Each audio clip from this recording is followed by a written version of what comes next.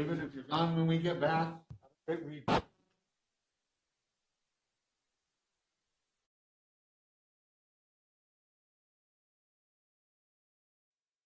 That are not on the agenda. Each speaker will be limited to 3 minutes. Do we have anybody here for that purpose? Being none, we'll go on to item 3, consent calendar. I move for adoption of the consent calendar. We have a motion and a second. Roll call.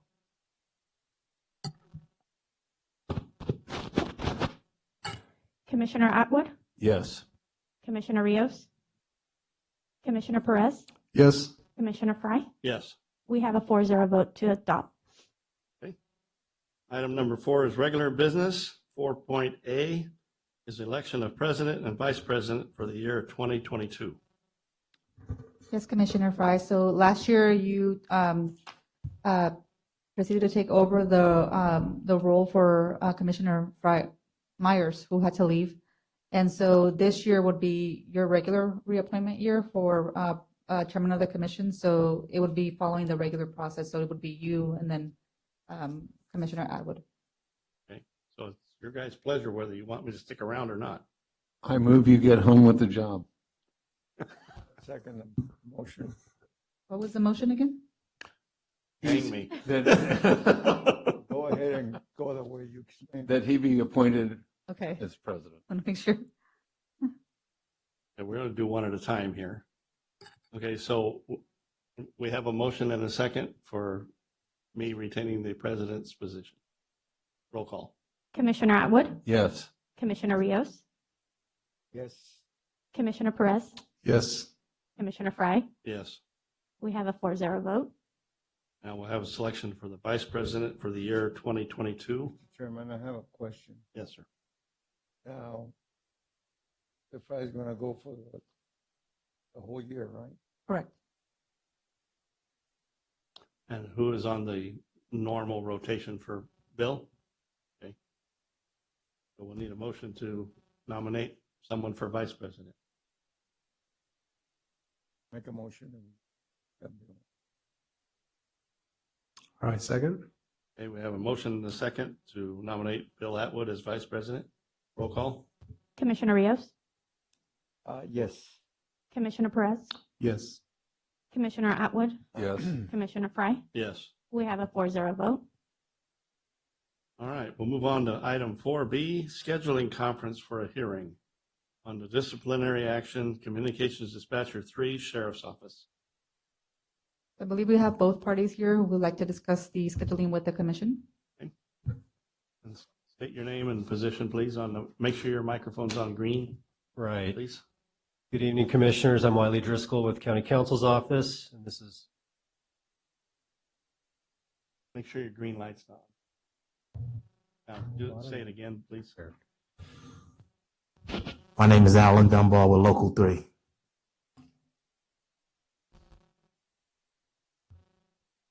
Okay, go ahead. So we've had a chance to confer prior to this evening, based on the fact pattern of this particular appeal and the number of witnesses that we anticipate calling. Probably can get this done. I know that we've done these in the past where we pick a night that you've got a regular scheduled meeting anyway, and you proceed with the meeting, and then afterwards we roll right into the hearing. If the commission would be willing to stay, as we've done in the past, say to like 8:30 or 9, probably could get it done in one evening. If need be, we could roll it over for the rest of the time for the next evening, although I don't anticipate needing 2 nights, but we could schedule 2 just to be on the safe side. And as far as the timing, by the time we get witnesses prepared and documents put together and what have you, we were thinking maybe the April meeting would work. If not that, then we could do May. That's April 12th. Alba, Yes. No, actually, it's April 19th. 19th. Okay. April 19th. That whole week works for me. Does for me too. April 19th, Joe? I have to check my schedule, but I don't have a problem. But if I do, That is the week following Easter. Correct. That it right after Easter? Yes. Yes. I think it would be okay then. And keep in mind the 20th as well as a possible overrun.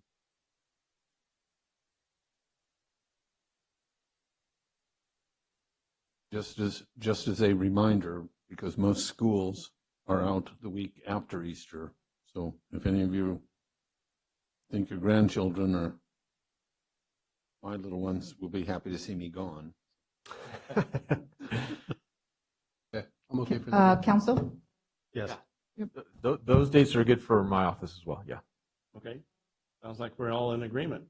April Yeah, 19th. we're all in agreement, but you never know, something might happen and then, Yes. you know, it could blow the whole thing. But as far as I'm concerned, I'm okay with this, so. But could I make a suggestion to we commissioners, if we block off those 3 days, 19th, 20th, and 21st, in case there's a blowover? Because I feel confident you guys know what you're talking about, Yeah. but Anything just can that we happen. keep our calendars clear. If you need the extra day, that we're not another week.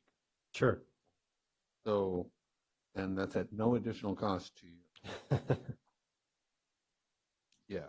And try to avoid any last minute cancellations other than health reasons. Because it does mess up everybody's calendar. And if we get started and then we have to change 2 or 3 weeks later, makes a mess out of things. And that goes for the commission. Try to keep it as close to that as dates as possible. So we're in agreement? Yes. Thank you, guys. Thank you. That was almost too easy. We don't need no motion. Yeah, we should make a motion for All right. that. I'll move that we move the hearing to April 19th, 2022 to follow our general meeting. Do we have a second? Second. Okay, we have a motion and a second. Roll call? Commissioner Perez, Yes. Commissioner Atwood, Yes. Commissioner Rios, Yes. Commissioner Fry. Yes. We have a 4-0 vote for the scheduled meetings on April 19th, 20th, and 21st. Okay, one question though. Do you think we need to have our Civil Service Commission meeting a little bit earlier to allow for enough time for that one evening? Ideally, as much time as we can get on the first day would be nice, because then we have a better chance of wrapping it up in one day. But I'll leave that to Leave it commission's up to- discretion as to how early you would want to get started on. Okay. I was just going to say, let's leave it up to HR because we don't know what the calendar is going to look like until we get closer to that time frame. Okay. Go from there. And of course, notifications. Yeah, I will double check with council, make sure that he's available to come in earlier too. Okay. That works for everybody. We'll do the best we can with it. Thank Okay. you. Thank you. Thank you.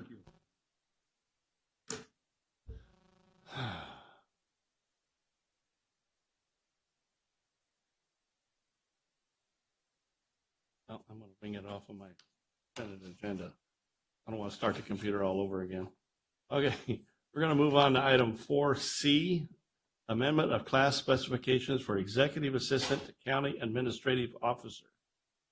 Consideration of amendment to classification plan and revision of class specifications for executive assistant to the county administrative office as outlined in the discussion section of the agenda item. Okay, so if you have a chance to look at the job description, there's a lot of changes being made to the executive assistant to the CAO. We are looking at the different hierarchy levels, and when the executive assistant to the sheriff was created, it created a compaction and an inequity issue with this classification. So what we are doing is revising the classification, bringing it up to date, and also proposing a new salary schedule that should be presented to the board. And that will fix the compaction and the equity issue that we have with that classification. We're asking that for the commission to approve the revised classification so we can present the new salary to the Board of Supervisors in February.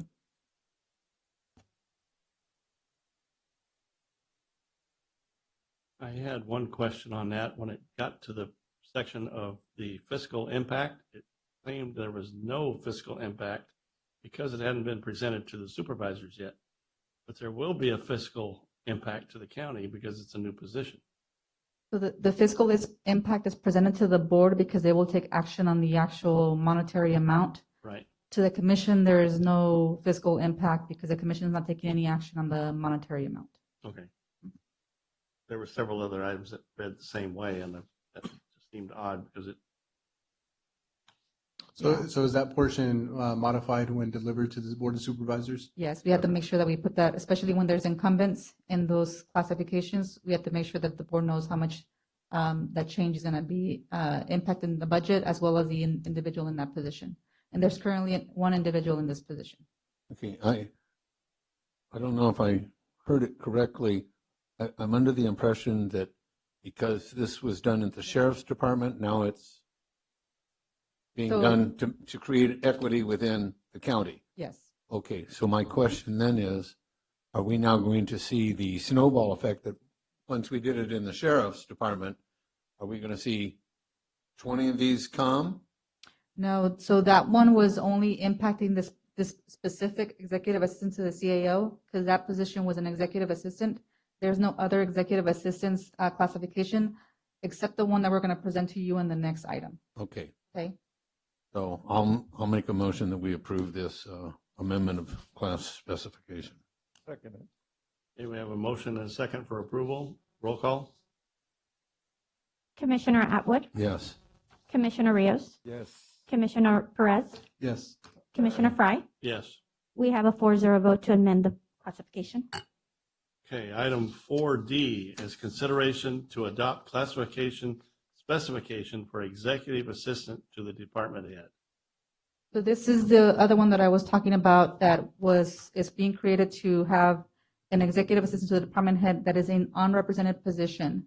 So this position would not be under any bargaining unit, which is one of the things that we've needed with department heads to have individuals who are participating or have access to information that's used for bargaining or negotiations.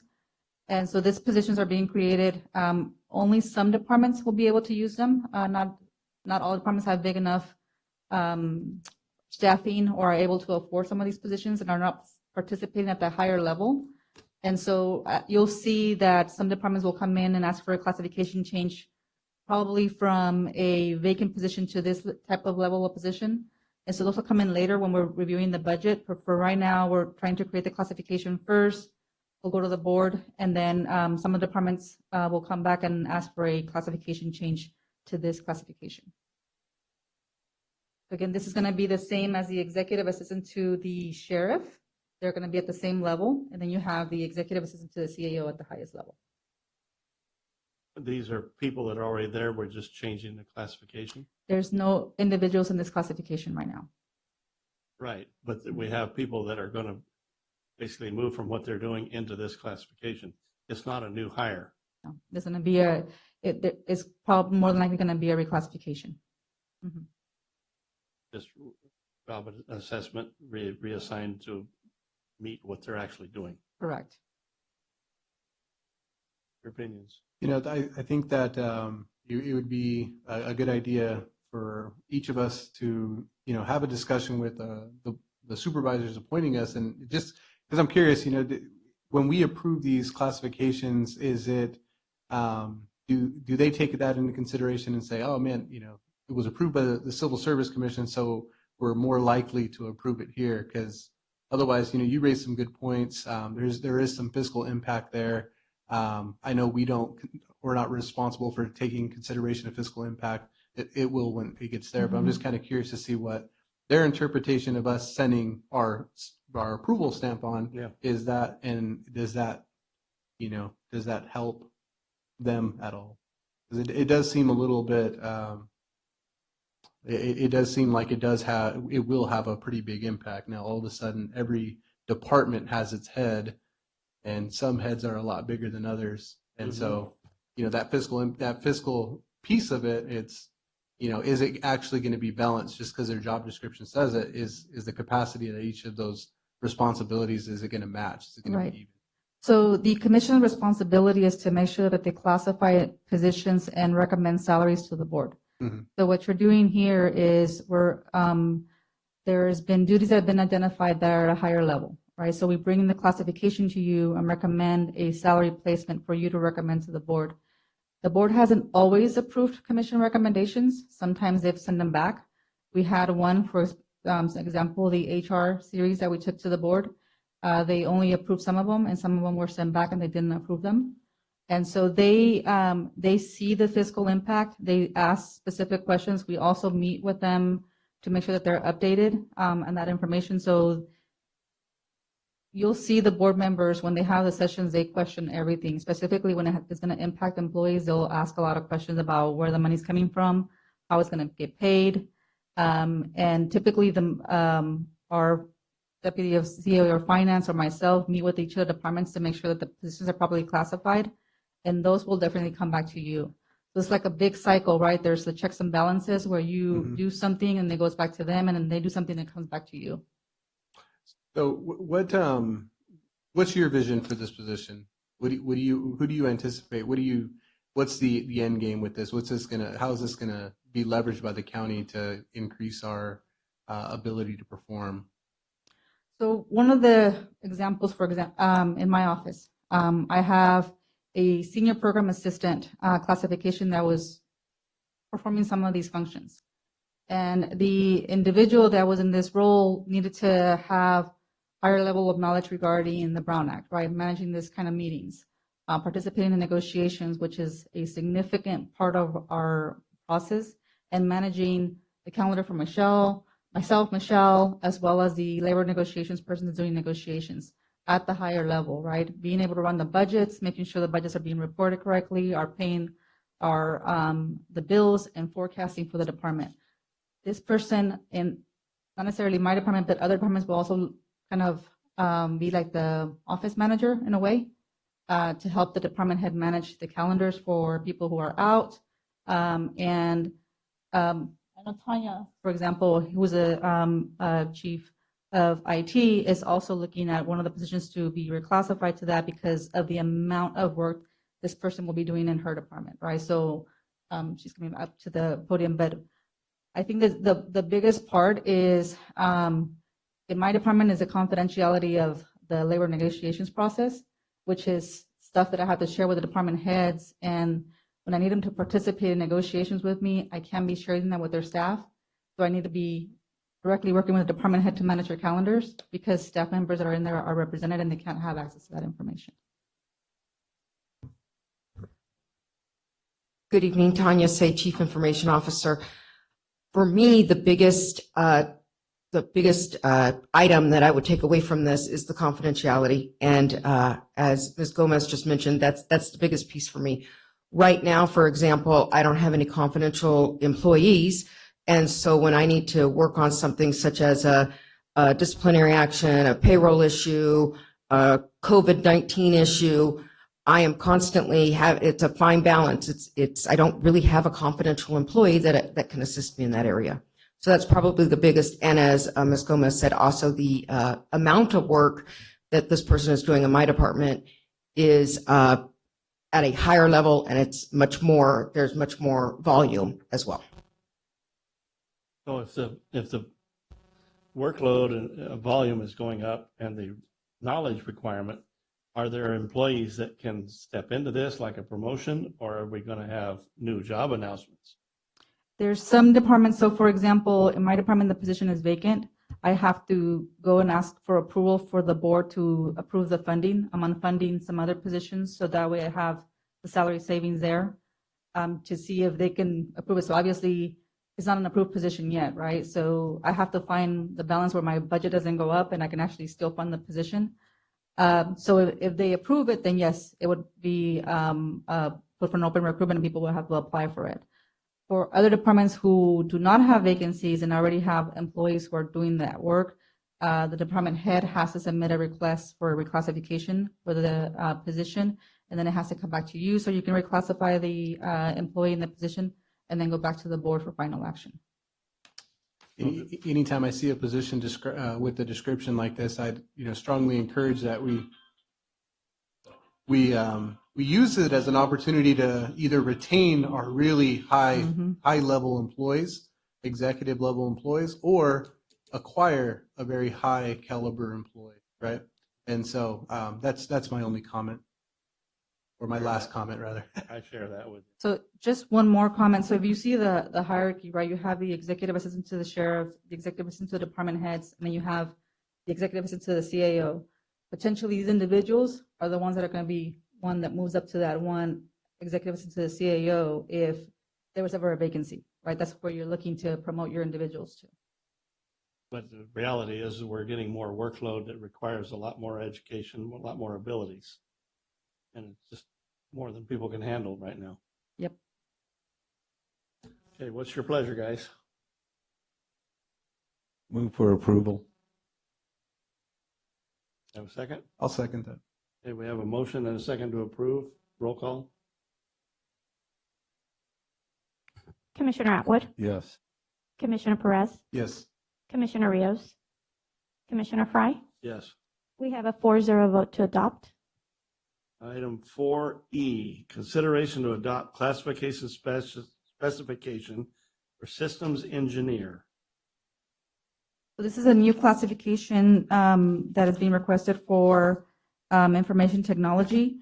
We are sending these classifications to the union, so they still have to review them and make sure they're okay with them before we send them to the board.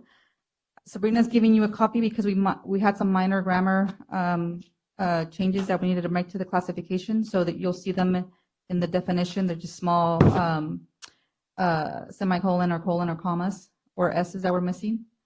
And so we ask you that you review that one and then, if possible, approve it and recommend that we send this classification to the board with the recommended salary. For these Siri-based corrections or human-based corrections? They're human-based. We are a little short-staffed in the office, so we're trying to get as much as we can to you. As much as Siri tries to correct what I Yeah. say. You're forgetting your plurals. A lot of S's being added. Mhm. Yeah, it messes them up. Did you have more to add? Good evening, Tanya Say, Chief Information Officer, and I am available if there are any questions.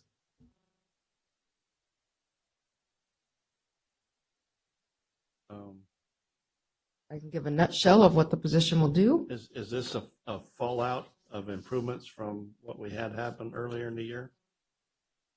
No.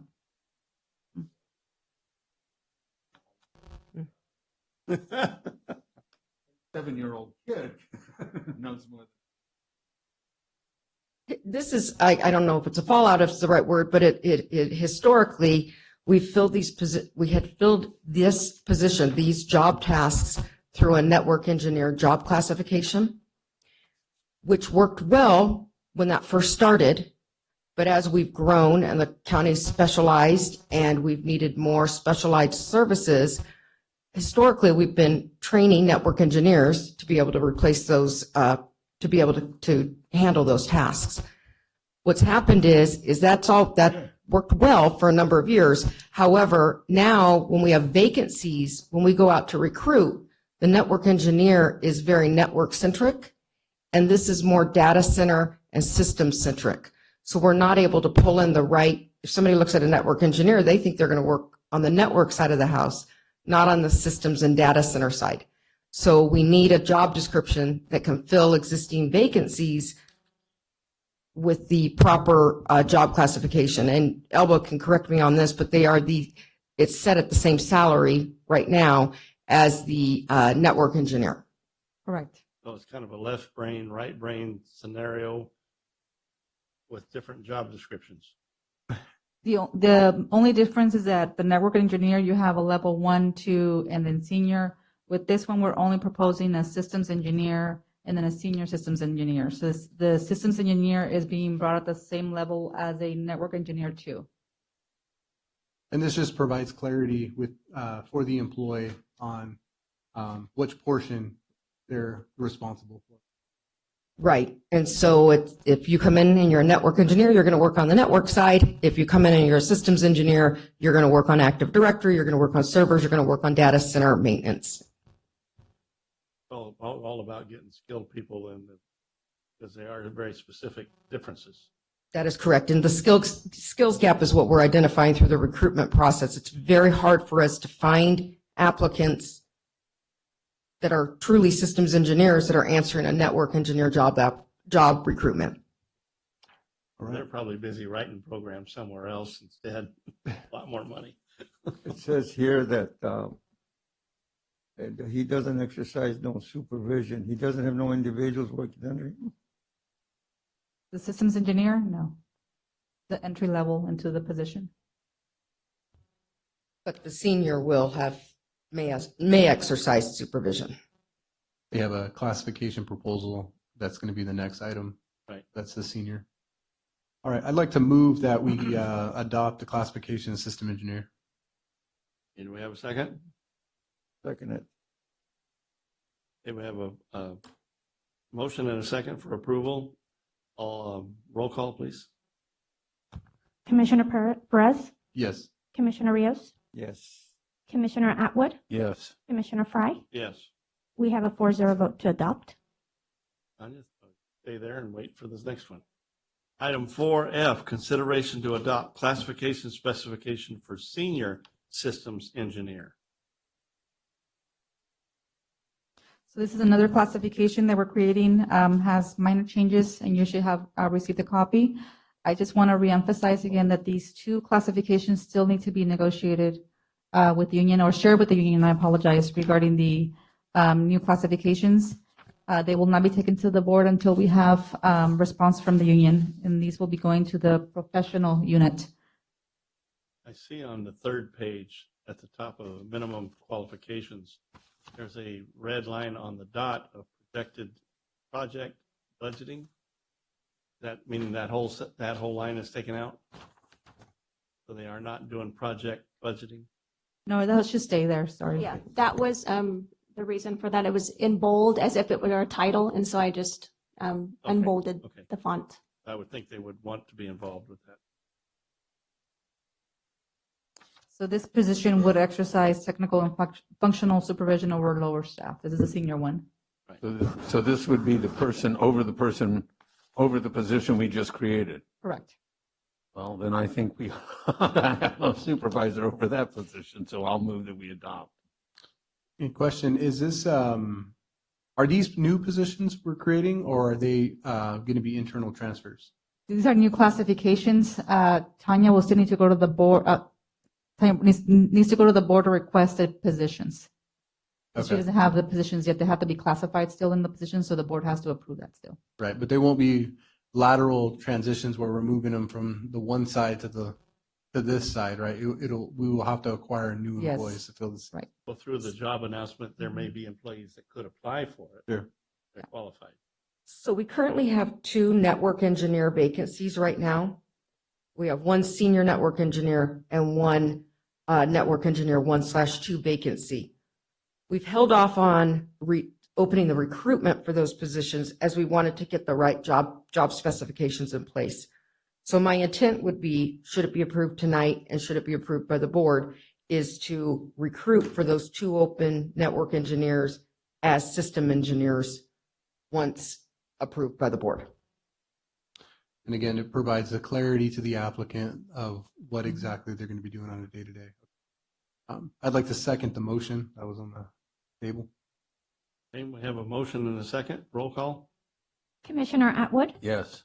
Commissioner Perez, Yes. Commissioner Rios, Yes. Commissioner Fry. Yes. We have a 4-0 vote to approve. Thank you. Thank you, Tanya. Thank you. Item 4G, January voluntary demotion request. Marciela Davis. Yes, good evening, Commissioners. Maricela Davis is requesting a voluntary demotion from a deputy coroner to a property and evidence technician. This is brought before you for your review and consideration. I cannot resist this. If it is a budget cut, I guess they're cutting coroners. Oh. I've waited for that all day. I'm sorry. I'm surprised you didn't have some anxiety attack over waiting that long. When you are the son and grandson of a mortician, cutting corners was, I move we, I have a question on this voluntary demotion. That's going to be also a demotion on your salary? The salary on this particular person? Yes, so when it's a voluntary demotion, technically there is a salary, there may be a salary change. And per their MOU, they're placed at the highest range of that newly appointed position that's closest to what they're currently making. Can I ask what the salary is for this person? What she has right now before the demotion? And I can look, Well, in the past, we always had the comparables of one department to the other, which showed the salary step and range. And a lot of times that also includes maybe some more upside on the part they're going to, but initially is a voluntary demotion as they go down in scale or in their pay. I don't know how this is here, if this one where she's going to has more upside for her or. yeah, in most cases, it's just a career change that an individual isn't interested in. And I'm going to look up the salary ranges in just a minute. I have a question. When these voluntary demotions are submitted, is it required to be approved by the manager of the department she would be going to? It's not. I'm getting no. So in this case, so we do have a transfer opportunity that we post every 6 months if there aren't names established. So this person or this individual applied through the transfer and met all of the requirements, and the name was referred. So the individual was referred to the department along with other ranks that are existing on an eligible list for this position. So all of the individuals were interviewed. Okay. So the receiving manager or management team is aware of who they could potentially accept. Correct. And are they allowed to attend the hearings such as this and maybe give their 2 cents for or against? Yes, they are welcome. Okay. I just want to preserve the concept of maybe an employee having a bad time somewhere else, wanting to take a voluntary, demotion, and then kind of being, bringing any type of negativity or toxicity to the new department, right? And I feel like the manager should have a say in that process, especially the receiving end. In our old forms, we had the both parties coming from going to signed off. Right. But we don't get that form now. Yeah. And just to clarify on your question, Commissioner Perez, with respect to the appointing authority, whoever the department head is, they make they approve the selection pending, of course, the commission's action in a case like this. So they're aware that that is who is selected for that particular position. Okay. Yeah. Yeah, and I think that to your point, that we have seen in the past the approvals from both departments signed off on really as last summer. So my question is, why don't we see that form anymore? I apologize. I think our practice was we initially did not include that because we changed the system that we were using. And then we, after recommendations from, the commission, then we were bringing that back, that there was a transfer in duties. So I think it was just inadvertently left off. Okay. And I'd like to see the approval or disapproval of a particular department head before we make that decision. Some of the information I believe we should have. Just to clarify, the department head, in this case, it's the same department head, but anytime there's an appointment, the appointing authority or the department head has to approve that. Right. So they've already signed off. But for my conscience, I want to see his signature. Understood. Yeah. Understood. So, excuse me, I have another question. So Marcella Davis is in agreement with it completely. Yes, she has a she letter to submitted that a letter. Yes. Is So she this is happy to be here? a voluntary demotion is typically coming from the employee, as Sabrina said, right? So the employee is the one that wants to change positions. The department who is interviewing the employee has every right to check the employee's personnel file to make sure that the employee is a good employee, review everything. So once they've done that, they are the ones that select. So there is no guarantee that the employee will be hired, even though they're taking a voluntary demotion, right? Once the department hires them and says, yes, do we want to hire them, then we have to bring it back to you so that you can approve the voluntary demotion. But typically it's initiated by the employee because they want to move. And then the department head has every opportunity to vet, what the employee is. They can, if it's in the same department, obviously the department head knows that employee already. Otherwise, you'd have people dirty. Mhm. And without seeing that document or those signatures from each of the department heads, I think it's That's good for faith better. to ask those questions and get that on record. We might have people or viewers that appreciate that information and were unaware of it in the past. So moving forward, I intend to ask that question if that information is missing for the respect out of our viewers that either in the audience or through Zoom. So I'd move to. Oh, and I'm sorry to interrupt, but Joseph, or Commissioner Rios, just to answer your question in reference to the salary. So Deputy Coroner, the range is $4,262.33, with the top range of $5,180.89. The Property and Evidence Technician is $3,670 per month, with the ESTEP being at $4,460.90 per month. Difference. I was Okay. just reading the letter there when she approved it. All right, I'd like to make a motion that we accept the voluntary demotion request. Second? I'll second it. Okay, we have a motion and a second to accept her voluntary demotion for Marciela Davis. Roll call, please. Commissioner Perez, Yes. Commissioner Rios, Yes. Commissioner Atwood, Yes. Commissioner Fry. Yes. We have a 4-0 vote to approve. Can I make a comment? Kevin, can I still make a comment? Yep. So I also want to clarify that there might be times where there are voluntary demotions that happen as a result of medical reasons, and that information cannot be shared with the commission. And so I just want to clarify that and make sure that you're aware that there's times where employees will request a voluntary demotion because we can no longer accommodate them in the position that they're in. And if that is the request and we have agreed to accommodate them in a different classification and they've agreed to take a voluntary demotion to not lose their position, that will not be information that will be brought to you.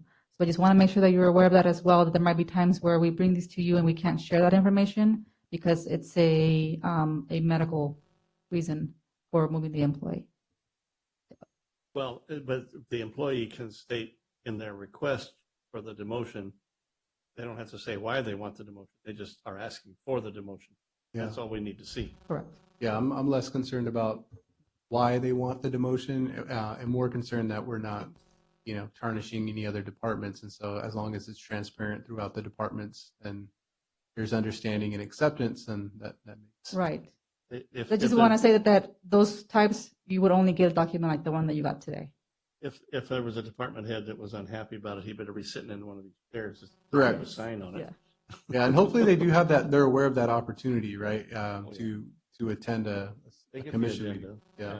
Yes. Thank you. Any other questions? Okay, item 5, staff reports. So our one report is regarding the peace officer classification study. We're training right along. We're trying to finish it. There's a lot of changes that are happening. We have about 200 and something employees that will be impacted by the classification study. I will be going into closed session next week with the board to provide a report regarding the potential changes that we're going to have. Once the board gives direction, we will be meeting with each of the bargaining units and trying to negotiate where the salaries might be if the board gives a direction. If we have agreement, then you're going to be getting a report to you. We're thinking that in February, you'll have several classifications being brought to you. I think we're probably going to be at 40 classifications. And you will also get a full report of the classification study. You would also need to approve the salary tables that are going to be recommended to the board. There's going to be a lot of information presented to you in February. Brand new process for you. This has never been done that I know of. And so the commission would approve the classification study and recommend the board approve the salary tables and the changes to the current employees. So we're almost done. It's been taking a little bit longer than we thought, but we'll bring it to you in February, hopefully. Everybody else in the country blame COVID. This one was actually on COVID. I'm sure. I'm sure. Okay, I'll entertain a motion to adjourn. Make a motion that we adjourn. I'll second it. Then I'll second it. We are adjourned. Thank you. Thank you, guys, and everybody. Do we have any update on a new commissioner for Elizabeth's spot? Oh.